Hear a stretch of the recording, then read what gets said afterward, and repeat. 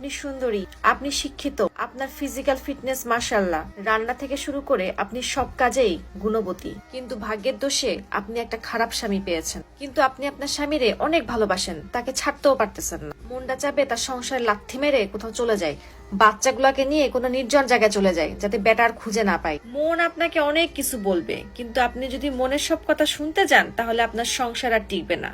কিন্তু আপনি যদি মনের সাথে যুদ্ধ করতে পারেন তাহলে আপনার সংসার টিকে যাবে। আপনার স্বামী যদি পরকীয়া করে তাহলে চিন্তা করে দেখবেন এই পরকীয়ার পিছনে সম্পূর্ণ দায়ী কে, আপনার স্বামী নাকি সেই নারী। একটা পুরুষ যদি পরকীয়া করে তাহলে সেই পুরুষের দোষ যদি হয় 20%, তাহলে 80% দোষ হচ্ছে ওই নারীর। পুরুষকে দোষ দিয়ে কোনো লাভ নেই, কারণ শুরু থেকে পুরুষরা এভাবে সৃষ্টি হয়েছে। আর এই জন্যই আপনার ধৈর্যের লেভেলটা হিমালয় পর্বতের মতন বড় করবেন। বেড়া কয়েকদিন তিরিং বিরিং করবে, একদিন বয়স হবে না, তখন বেড়া ঠিকই বুঝবে। এই জন্য মনের কথা না শুনে মনের সাথে যুদ্ধ করুন এবং ধৈর্যের লেভেলটা অনেক বাড়িয়ে দিন। দেখবেন ইনশাল্লাহ পুরস্কার আপনিই পাবেন। কিছু অল্প বয়সী চ্যাংরা পোলাপান মাথা ভর্তি চুল নিয়ে এসে কমেন্ট করে, আপনার স্বামীর মাথায় চুল কম।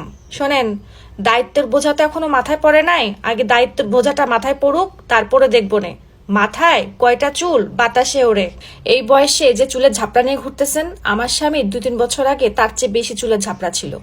একটা কার অ্যাক্সিডেন্টের কারণে আমার জামাইয়ের মাথায় এখান থেকে অনেক বড় সেলাই, এই সেলাইয়ের এখান থেকে তার চুল ওঠে না। আবার কিছু পোলাপান এসে বলে, ভাইয়ারে গুন্ডার মতো লাগে। শোনেন, আমি ছোটবেলা থেকে রাগী গুন্ডা টাইপের ছেলে খুব পছন্দ করতাম।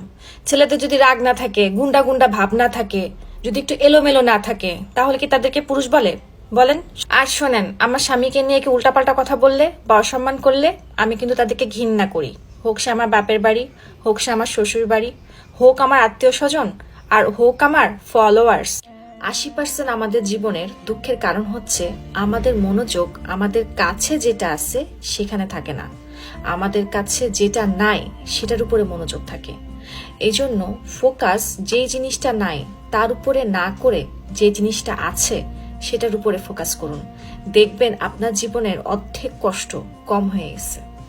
ধরুন আপনি একটা মানুষকে এত বেশি কষ্ট দিলেন যে সে ভাত খাওয়ার সময়ও কান্না করে দিল।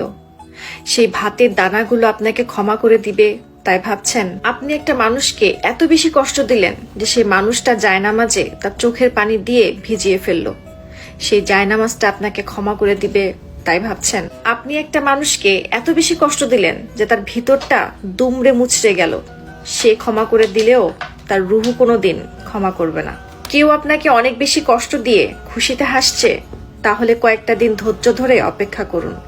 কারণ আল্লাহ যখন হিসেব নেওয়া শুরু করবে তখন তার মুখে হাসি তো দূরের কথা, তার চোখের পানি ফেলারও যোগ্যতা থাকবে না। কাউকে ধোঁকা দিয়ে এটা চিন্তা করেন না যে সে কতটা বোকা ছিল, বরং কাউকে ধোঁকা দিয়ে এটা চিন্তা করেন যে আপনার প্রতি তার কতটা বিশ্বাস ছিল।